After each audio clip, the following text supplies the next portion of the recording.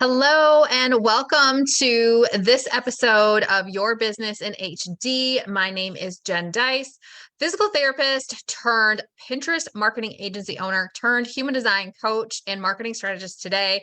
And I am so excited to chat with you guys about this topic of getting started with human design and giving you 3 tangible tips to embrace your unique human design type. So if you guys are joining me for this episode, welcome to the show today. I am so happy to have you.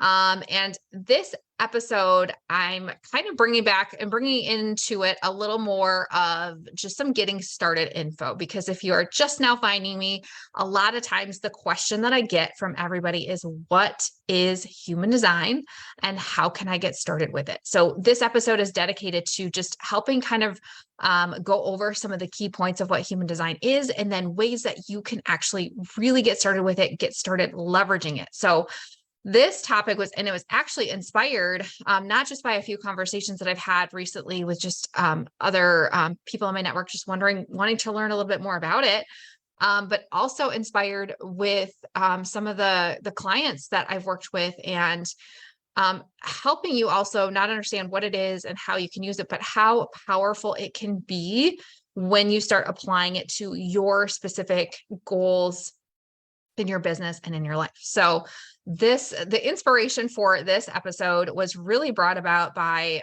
clients that I've worked with. In particular, one client that I can think of was kind of started coming to me talking about and her biggest problem was just this feeling of feeling drained in her business, just feeling a little burnt out, a little maxed out, and specifically with the client work that she was doing and the clients that she was working with.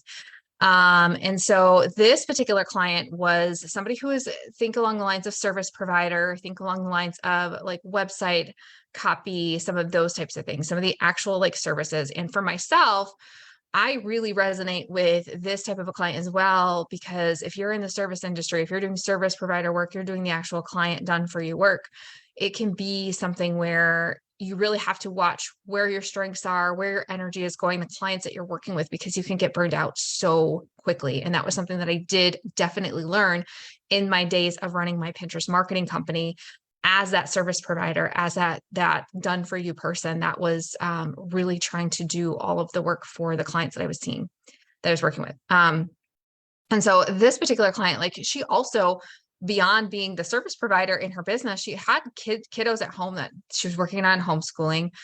She also was trying to balance all things motherhood, being a wife, things in her home, other things going on outside her business, plus her business and growing her business. And she really felt stuck, not knowing what to do next. And you kind of get to this point, and I can, again, resonates with me too. If you have done any done for you work, if you're a service provider, even if you're a coach, this can resonate with you too, because you still are that person for your clients. And so it's really important that you are taking on the right clients for you, and you're showing up and you're pouring your energy into the right activities when it comes to delivering and serving those clients in your business. So she just felt stuck. Like, she had built this business, and it wasn't a matter of like really letting a whole bunch of clients go, but it's like, what are the next best steps when you're feeling stuck, when you're feeling burnt out? Because if you stay in that energy, if you stay in that space, it's hard to keep growing from there. And that's where you want to be careful, because then you could slip into these points where you just stop growing because you're feeling maxed out and burnt out. And then your entire business can shift or change from you just stopping showing up and not in that growth trajectory. So it's finding that next step that works for her and for you, that you can continue to allow that growth to happen, but in a way that's aligned for you. So within about a week of kind of working with her, uncovering her human design, and with a few action steps for her to start following, you kind of leveraging the signature process and system that I use with human design, her situation completely turned around, because she had action steps to actually take some things off of her plate going forward, so that she was able to create space to continue to serve her clients to the best of her ability, and then making future focused plans for her business, so that in the future, the clientele that she took on started changing and shifting and growing with her. So that's kind of what we're going to talk about today. That was kind of her situation, but what did I specifically go over with this client? And this is something that I do with many of my clients, especially if you're newer to human design, you're wanting to learn how to start leveraging it. Here are 3 action steps or 3 takeaways that you can actually really start to leverage as we kind of break this down. So again, one thing when it comes to human design, I'll just kind of intro these action steps with a little bit of an intro to what human design is. So if you're completely new and you're wondering, okay, all of this sounds really great. I want what she's got. I want the results that she had. I want that business that feels lighter. I want those dream clients. I want the income to feel a little bit less hard through the work that I'm doing. I want to leverage like my unique strengths, talents, and gifts in my business. So what is human design? Jen, can you explain it to me? So that's what I'm about to do. So human design itself, if you're brand new to it, I want you to think along the lines of some of the other tests or maybe assessments that you've taken out there. Many of us, we are familiar with the Enneagram. We are familiar with the DISC assessment. Think along the lines of those types of personality tests. What are the results that you get when you take an assessment like that? You take the Enneagram, you take the DISC assessment, you understand more about yourself, you understand more about your strengths, your personality, and how you contribute to other situations. So think along those lines, because that's usually a really great way to grasp human design if you're completely new to it. Those other assessments that you've taken, like the DISC and the Enneagram test, you usually have to answer a series of questions to then get an assessment result. With those type of personality assessments or strengths assessments, Strengths Finder, those types of things, they can shift depending on how you answer those questions. So a lot of times you might still continue to get a similar result, the same result on any of those assessments. But again, at the end of that, you walk away with an understanding, an archetype, and understanding a little bit more of who you are. And then from that information, you're able to go and apply that in different ways, different work situations, business situations, those types of things. Human design is very similar because it's going to help you uncover more of who you are, but it's based on your birth data. So it is only based on your birth date, place, and time. And that's going to give you a specific, what we call human design type, or you could kind of like relate those to a different like archetype, but it's a type in your human design. There are 5 different human design types. When you put in your information to your birth information, it will give you a specific, you'll see a chart. There's different like shapes and channels and gates and numbers, different things that are colored in, different things that are not colored in. And that is just, I want you to think of that as just your energetic fingerprint or blueprint, because your human design type is unlike anybody else's out there because it's based on your birth information, your birth data. So it does not change over time. If you are a generator in the human design world, you will always be a generator in the human design world. It's not based on how you're answering specific questions, but from that information, you're able to take and get a better understanding of how you are uniquely designed to exchange energy with the world, to approach different situations, to create your different routines in your life, different business models, different offers, different ways that you're serving your clients. All of that information from your human design can help you uncover better and more efficient ways to do these activities in your business and in your life in a way that works for you and feels good to you. And it's not based on what all of the coaches or other gurus out there are telling you. This is how you should be doing things. So in a nutshell, your human design is going to help you uncover your specific strengths, talents, and gifts, and how to like leverage and apply that to your specific or your unique situations in your business and in your life is kind of that next step, because it's more than just, oh, great, I'm a generator. Oh, great, I'm a projector. Oh, great, I'm a manifesting generator. And then walking away from it, you will get the benefits and the results from it when you apply your human design to your life. And that's what these next takeaways are going to help you do. So One way you can grab your chart, I'll mention that really quick, is if you go to mybodygraph.com. It is a free software. It is one of the simplest softwares that I've come across that you can go to, pull your chart and get the information. And it will give you a little summary box on the right-hand side of your screen that tells you your human design type. It will tell you your human design strategy and your human design authority. Those are a couple of the things we're going to touch on today. So you can go do that really quick, pause this recording, go grab your chart, and you can kind of follow along the rest of the way with the rest of this training. So the first thing, so with this particular client, okay, service provider, burnt out, maxed out with client work, just kind of feeling like business is very, very heavy, which does not leave a whole lot of room for growth. So the first thing with this specific client is we work on understanding what human design is and how it can help her. So the first thing, like when I work with any client, is helping them understand what human design is, which I gave you a little bit of an intro into what human design is just a minute ago. But it's not, again, just knowing what it is, it's understanding how it can help you. So it's like, great, Jen, you can apply this to, I can uncover my strengths and my talents and my gifts, and I can apply this to business. That's amazing. But until you do that, take that next step and you start to look at your business, you start to look at something that you're working on in your business or in your life too, and you pinpoint what area specifically you want to focus on improving or leveraging your human design for, that's kind of the shift that you need to make in order for you to make progress or start to apply your human design. So you understand what it is, but you also want to understand how it can help you specifically. So think of a specific scenario in your business right now. Is it like this client with the clients she was taking on, the client work she was doing? Is it with your current offers, the way that you are marketing, the way that you are showing up, the way that you are launching? Is it anything around hiring, those types of things in your business? Think of a specific scenario that you have that's maybe top of mind right now. And think of like, okay, maybe I could leverage my human design to help me with this specific thing. This is important because it helps you see the ways that you can leverage your human design specifically to you.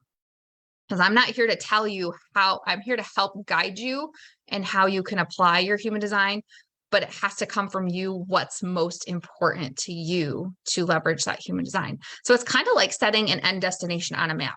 Like when you set that end destination on a map in your GPS, it helps you to know where you're going first. So again, this is what's going to help you go from what is human design. Great. There's a lot of different ways you can leverage it and different results to, this is where I would take it. This is where I would take this information on uncovering my chart, learning my human design, and then applying it. So this is what is important to me.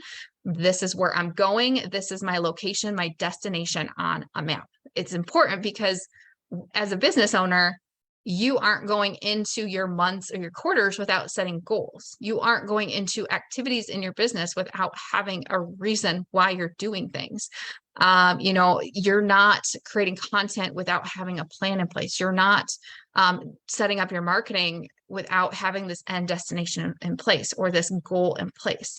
So as that business owner, again, when you're looking at something like human design, knowing, number one, what is important to you specifically, and then setting that as that pinpoint, that destination on your map, is going to help keep that in perspective as to why you're doing some of the work in uncovering your human design. So the second action step, and the second piece that I talked to this client about is understanding, so pulling her chart and understanding what her human design type is, but associated with your human design type. So again, whether you're a generator, a manifesting generator, a reflector, a projector, or a manifester, that's your human design type. But I said, remember, take it that next step deeper, because it's like, great, cool, I'm a generator. What does that mean? Because if you don't take it that next step and to understand what that means, how to start like utilizing some of the pieces and parts of just your human design type and embracing that and getting started with your human design type and the pieces that are a part of your human design type initially, then it just becomes something that collects dust. It's another assessment that you took and it's just going to sit on the shelf and collect dust, and you're not going to see the results from it. So understanding that next layer of your human design is your human design strategy. So every human design type has an associated strategy with it. Why is it important? Why am I going right to strategy? It is important because this helps you. Your strategy in human design is how you are designed to approach the world, to interact with other people, to approach other situations in a way that works for you. And it allows you to let go of the pressure of trying to be somebody else based on what everybody else is doing. So this is kind of like understanding the path that you're designed to take to get to that end destination.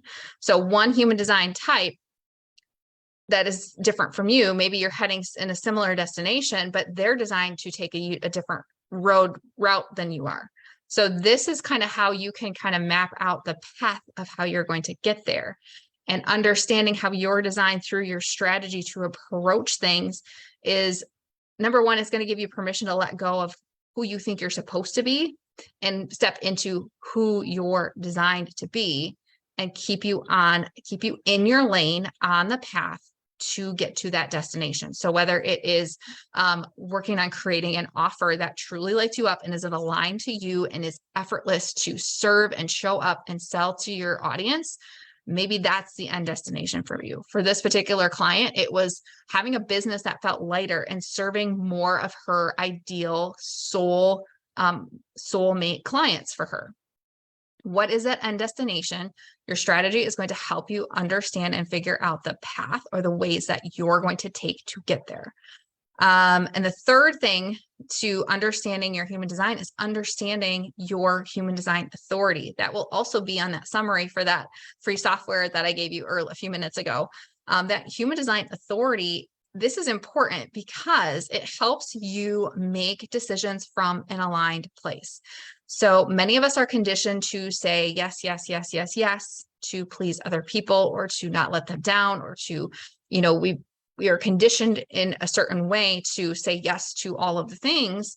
But what happens when you say yes to too many things, some of them being maybe aligned to you, some of them not being in alignment for you, it's going to kind of create more of this heaviness. It's going to block your ability to have opportunities that are more in alignment with you show up for you. So making decisions from an aligned place, quite often when I work with my clients, specifically like this client too, it means saying no to things that aren't for you. Because when you start doing this work and you start understanding your human design authority, it is your inner guidance system. So think of it kind of like a compass that's going to help you get to that end destination that we set. So we have that end destination, we have the path that you're going to take to get there, but you still, even so, need that compass, because that compass is going to help you course correct to stay in your lane, to stay on the right path, and not try to think that you have to jump over to somebody else's path or somebody else's lane because maybe they have a faster route to get there and you're feeling like your route is too slow. None of that. You stay on your path, and that compass, your human design authority, is going to help guide you, course correct you to stay in alignment. And so quite often what that means is tuning into your inner guidance and your inner compass, pretty much that inner authority, starting with saying no to way more things than you're going to say yes to. Because for so many of us, if you're feeling this maxed out feeling, this burnout, this draining feeling with your business, with your clients, with your offers, quite often you have to start doing this work by saying no to the right thing. So for her, it wasn't a matter of like, I'm not going to have her like go and fire all of her clients and start from zero. That for her situation, that wasn't feasible. That wasn't an alignment for her. For some people it might be, but it's more of a matter of, this is our baseline. This is where some of the issues are coming from. What action steps can we make a plan to take on today? Small steps. This isn't like, again, this isn't burning down your entire business. This is what is one small step you can take in that direction to that destination, using your authority, using your compass. This is like one step to get there. So it's like almost like looking at, so for her specifically, it's like, what things could come off of her plate And even though the clients themselves, some of the client work, that was a big source of some of the burnout, some of the draining her energy. But where else could we look to alleviate some of that? Are there other smaller things that she could delegate, that she could create space for? That in a way, when you're starting to delegate, you're just saying you're not available to do these things on your own time.